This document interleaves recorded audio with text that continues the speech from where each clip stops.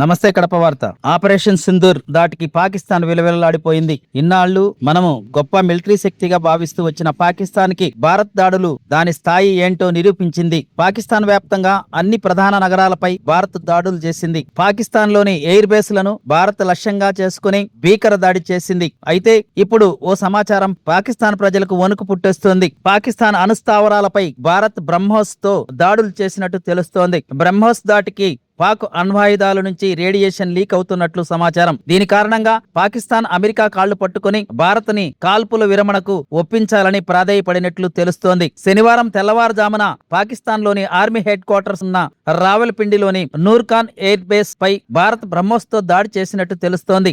రక్షణ మంత్రి రాజ్నాథ్ సింగ్ మాటలు కూడా భారత్ పాకిస్తాన్ పై బ్రహ్మోస్ తో దాడి చేసినట్టు వెల్లడిస్తోంది. నూర్ఖాన్ బేస్ వద్ద అండర్ గ్రౌండ్ లో అణ్వాయుధాలను పాకిస్తాన్ దాచి ఉంచినట్లు తెలుస్తోంది.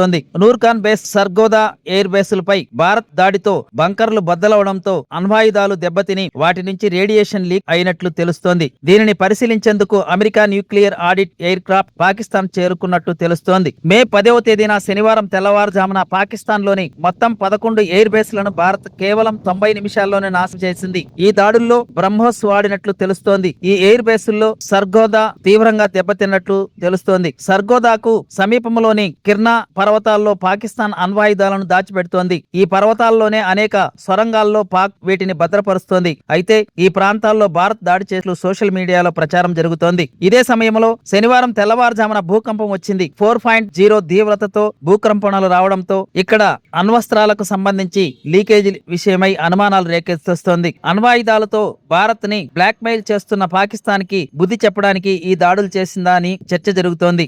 ప్రతి ఒక్కరూ తప్పనిసరిగా యూట్యూబ్ లోకి వెళ్ళి కడప వార్తను లైక్ చేయండి, సబ్స్క్రైబ్ చేయండి.